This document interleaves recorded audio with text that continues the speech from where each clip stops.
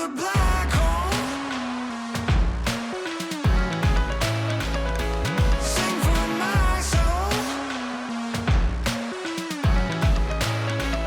Hey guys, and welcome back to another episode on a brand new season of Sunshine on Leyth. Now, you might notice we've actually got some squad numbers this year because we're in the National League. If you are enjoying the save, of course, drop a like on the video. That would be tremendous. So it's a brand new season, Season 5. This has been a tough summer because we're in a weird limbo position now as a squad and as a club where we are good enough to be at this level, but we don't have the reputation to be at this level. And as such, signing players is very difficult, even on loan.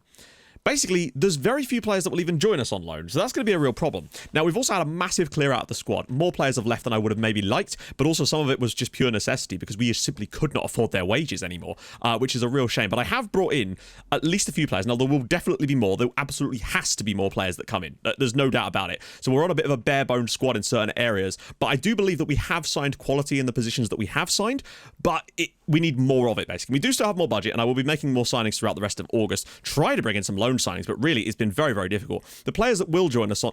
the only players that will sign for us on loan are now actually the same players that would join us on loan in the first season of the save. It doesn't seem to have improved at all, which is quite frustrating. So we've had to really rely on some big names. And I have brought in some very, very, hopefully, good signings, but there's a lot of players that have gone out the club, and we're going to jump straight into that in a minute. Chelmsford, though, did win the playoff final. I think you could have probably predicted that, given that we found out in the analysis video that they had actually not conceded in their last 11 matches of last season and had won 11 in a row and only got... 13 clean sheets in their last 14 matches. It's no surprise they went up. They kept a clean sheet in their first game as well. They conceded in the 91st minute against Stockport in the final, and they very nearly went 14 matches without conceding a goal. So yeah, they're up as well. So we'll do with the outs first. I might have to just show you a big list of them instead of actually showing them one by one because there's such a huge amount. So as you can see, the right-hand side has a lot of players that you would have recognised here. So basically, Raphael Shea, we already talked about letting him go. Mottram, the same kind of story, with Holmes as well, and Webster, and Miles Bright, we just didn't want him back. Jacob Owen, Harry Shepherd, and Robert Witten. You might look at that and go, why is Jake Kelly in there?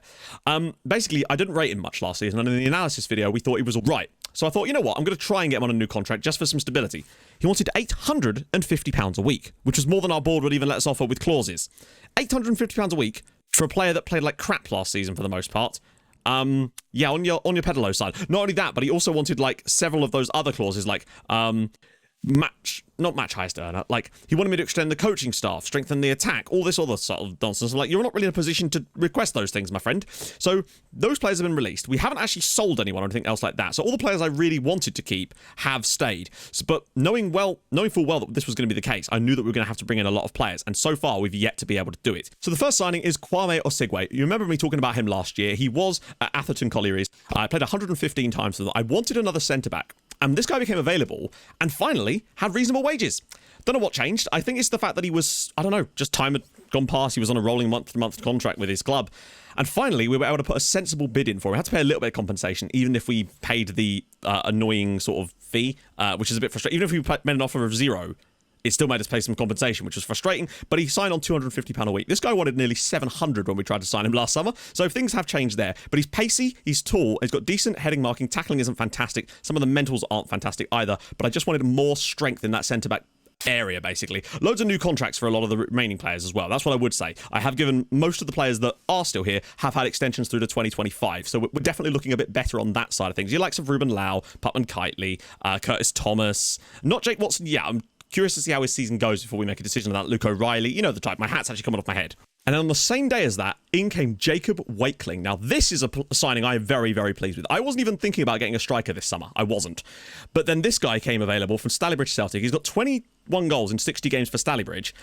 Now, he is our highest paid player, £675 a week. But at this level, that is still nothing. But he's fast. He's not super tall, but he's got great dribbling, finishing, first touch. Anticipation and composure aren't fantastic, but he's great off the ball, very determined. He's a really, really solid striker for us. And I genuinely think that a partnership of Wakeling and Thomas, Hammett and Mills around the club could really give us some firepower this year. And I couldn't really turn down the opportunity to bring this lad in, even on that kind of money, just because he's probably one of the best players we're able to get at this level.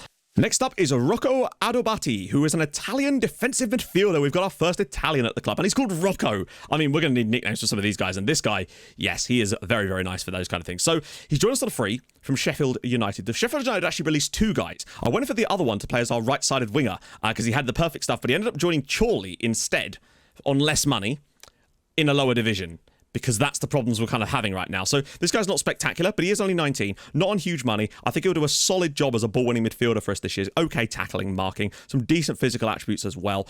Not too bad on the old mentals. We've been playing a lot of games in pre-season, just doing our thing. But I think Rocco can put himself about a bit, put him next to Kasimba, and we've got a man called Rocco Adibati. I mean, that's just a great name. Next up is Luke Billum, who's coming from Huddersfield, technically, I think, on that left-hand side. Now, we were basically left without a left side at all because both Danny Walker-Rice and Alfie Williams were both loan players. So we needed to sign someone. This is the closest thing we could get to that. Great crossing, decent dribbling. He's tall, he's got great physicals, he's got 12 aggression and 12 work rate, which is about as good as we've been able to find on a lot of those sorts of players. I think this guy fits the mold of what we want on that side perfectly, and most importantly, he's on a permanent deal for 2 years. Luke Billum on £350 a week. I think this is a really sensational option for us. And there is a guy we're looking at on loan from Luton Town who will join us, but hasn't actually joined us yet. So he will probably play on the right along with Ben Putnam-Kitely. So that's that. And there's one more player. And this is Simon Defty. Now, I knew virtually nothing about Simon Defty other than that my scouts rated him at 91. I could see nothing of his crossing and dribbling, and it was a risk to sign this guy. Thankfully, it didn't cost us too much money. And I think it's not the worst signing in the world, but he does really lack a lot of the forward-thinking play. But we literally had no right-backs due to the situation with players going, so I really want to get someone in. So Simon Defty has joined us. One of the problems as well is that once the transfer window opens, most clubs haven't got any players up for loan yet. And also, because you've not moved over to being a National League side yet, your reputation is even worse. So even less players actually want to join you. So it's a really, really difficult season for us, really. And I think a lot of our main signings really are going to be done over the next 18 days, because I do think we are actually bound by a proper transfer window this time. I don't think we're suffering. I don't think we can just do it all season. We have to be a bit more careful this time. We've got money left, but we need to make sure we spend it. And the problem has just been finding players that will actually sign for us at the moment. It's a problem I always have at every point in one of my saves. And it feels like now we're finally reaching that bottleneck where we're not able to just pluck out players and offer them decent contracts. We are very much fighting against it right now. And then that's okay. We've still, even if we sign both of these two, we'll still have another sort of 1,400. So maybe another 3 or 4 signings could still come in. If we find some cheap boys, it's just going to be difficult. But we are doing our best. Well, they've already won their first game in the league. 2-1 by the looks of it. Not sure who they were actually playing in that match. Bradford City. They won away at Bradford City. So they're still playing the same shape. They've got loads of money in the bank right now, as you would kind of expect. Oh my God, their captain is an 18-year-old fullback. I mean, this guy looks like he's... Wow, he came through a while ago then. So he's a youth academy prospect that they've had, and now he's their club captain. Oh, wow, okay. So they have made some signings this time. 250 grand spent for them. No players have gone out yet, but I expect they will not be done with this business. So firstly, Henry Nzana, who's coming from Havant and Waterlooville. I mean, we don't know much about him other than that he's Swedish, which is pretty sick, and can't jump. There's also Luke Kundle of Wolves, who is a real player, in fact. I mean, any Wolves fans probably know a little bit about this guy. 1.8k a week they've put him on at 21. So they're not paying their players stupid amounts, but, I mean, look at what York were doing last season. This is their big signing. 4.2k a week they're paying him. So they clearly wanted something special in that midfield, and they appear to have got that man in the form of Ryan Edmondson. I mean, he scored on his debut for Blackhaven. So it seems that they are... I think they probably will stay in League 2 this year. I don't think they'll get towards the top of the league. They never did in any of my simulations. But the fact that they're doing this well is annoying, because we really have to get on their coattails before they get away from us. But today... That's the FA Cup. Today, we're playing Crawley Town. Obviously, he's not a loan planning, a trial player. Sean Roberts, a regen, is the manager of Crawley Town.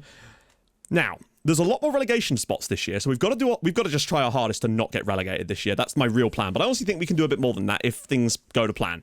But at the end of the day, we were predicted to come last year, and that's probably where we're expected to come this year too. So, team selection advice. What can we do here? So, Wakeling and Thomas up top is a nice partnership. Billum on the left with Putnam-Kitely on the right for now. Defty at right back with Osigwe and Lal in the midfield with Winfield at left back. So we're still looking at another one in there with Kasimba and Adabati sitting in the defensive midfield spot. I think we've definitely strengthened, but one thing that has come away from us is the lack of depth. We really are lacking depth in the squad, and I'm really going to try to work on that, because you'll see a few players that will be creeping onto the bench that perhaps wouldn't have done last season. So the bench is going to be Emery, Watson, Perez de Gracia, Hammett, and Jack Taylor. So that's one of the areas we definitely need to improve, is getting a bit more depth to the squad this year. But I definitely feel like we're capable of doing that. We've got money to spare. We're just going to go out here and have a crack at Chorley and see what happens. Not Chorley, Crawley. Right then. There's definitely ways around a 4-3-3, that's for sure, though. I'm just curious to see what the likes of Billum and Wakeling and Adabati can do today. Less so about Defty and Osigwe, particularly Defty. He's just he's very much a guy that will defend for us. He's not going to provide assists at all, I would not have thought. Also, I've reduced our pitch back to a normal level because I do feel like, as much as we did well last year, I think that the pitch was just a bit ridiculous, to be honest. See what Putman Kiteley can do in a bit of the National League. It's already been brought down by Fonguk. Anything other than a defeat in this game is a phenomenal result for my money. Definitely. Putman Kiteley whips it across. Billum! Saved. Well played. Uh-oh. Indirect free kick, and it's in the back of the net. When will it end, eh? When will it end? First goal of the season is conceded from an indirect free kick. It wouldn't be us, really, if we didn't, would we? Smoditz's ball in, back post. 3-on-2, and they still get it. Ben Garrity with the header. All around the side for Wakeling. Good first touch.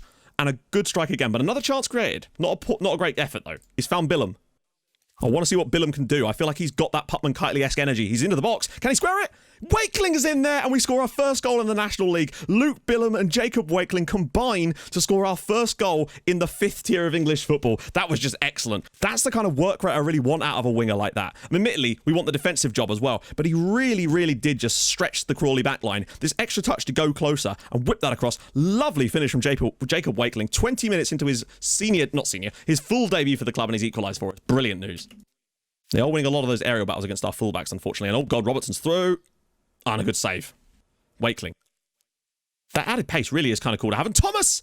Big header again. Cleared long. Adabati brings it down. Oh, he's lost it. That's really poor from Adabati. And now we've had to stretch ourselves. We need a big goal from O'Reilly here. And he can't do it.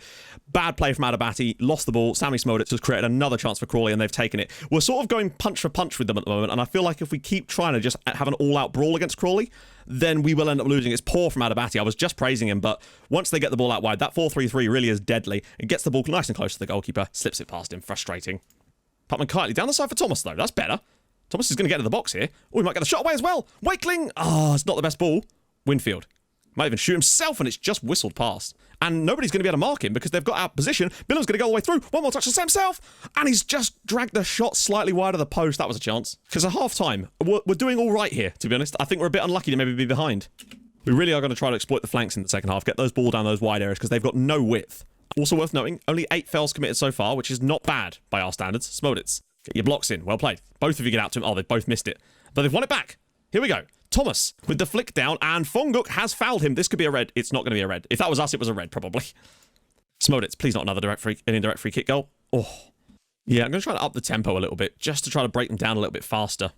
Use some of this pace that we've got, like Wakeling here. Can he slip it across? Oh my god, Thomas was in a great spot there for a second. But he's still got it. He's a very nippy little character. He's got it back again. All the way in, and Perez de Gracia! Oh my goodness! Andres Perez de Gracia nipping in at the far post, and it's 2-2. I've only just brought him on. What a moment for the lad. That is a beautiful goal. This is all about Curtis Thomas, though. That extra sort of nippiness and just fight to keep the ball. Just Perez de Gracia just drifts into the back post. Nobody's marking him, of course not, because he's a defensive midfielder. And there he goes with his first of the season. Okay, then. We've really given as good as we've got here against Crawley today. Oh my god, it again. Putman Kiteley. Thomas, can he spin? He can. You know he can. He's got that pace and drifting ability. Can he find Wakeling, though? He's into the box. All across for Wakeling! Oh, wow. We do not look half bad today, to be honest. A couple of goals. Looking like we're going to get a draw away at the team that are favourites for this league, unless we concede another one of these goals. No, he's offside this time, although we did indeed concede it. Oh, go on. Putman Kiteley now. Back post.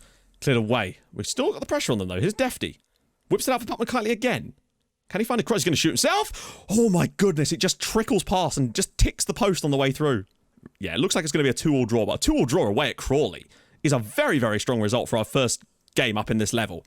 We've held our own in a lot of places, conceded a few chances, to be fair, but defensively, very, very solid. Well, actually, no, just looking really good going forward. Goals from Wakeling and Perez de Gracia with a lovely finish as well. Curtis Thomas, man of the match, and I think he thoroughly deserves that. He was excellent on the night. Really, really impressed with the way we played there. That's better than I expected. And that's without really a depth of squad, but if we get injuries, that could be a problem. I am stoked for the lads there. Fair play to them. That's a really good point away from home on the opening day of the season. We've just got to try to get as far away from that relegation zone as possible, and we play like that all year. I think Jacob Wakeling could be huge. So, next episode, of course, we'll start off against Barrow, and then we'll probably come back after that, maybe for Sutton United, just because that will sort of conclude the transfer window stuff, and we can do another recap of transfer windows of both us and Blackhaven. So, tough ones. Again, we're actually playing both of the relegated sides from the League 2 in our first 2 games of the season. So that's going to be difficult as well, but none of these games are going to be easy. Let's face it, there's some serious teams in this division this season, and we are going to have to be at our very best to try to get anywhere near a top half finish, and I don't think we will. But regardless, we're doing well. So, if you've enjoyed this episode, and I hope you have, drop a like on the video. That would be spectacular. If you're new to the channel, subscribe. That'd be awesome as well. And I'll see you guys very, very soon. I also stream on Twitch on Tuesdays, Thursdays, and sometimes at the weekends, so go follow there too. So yes, I will see you guys tomorrow for some more goodies. Thank you so much for watching. Hold your gun. Capybara. Bye-bye.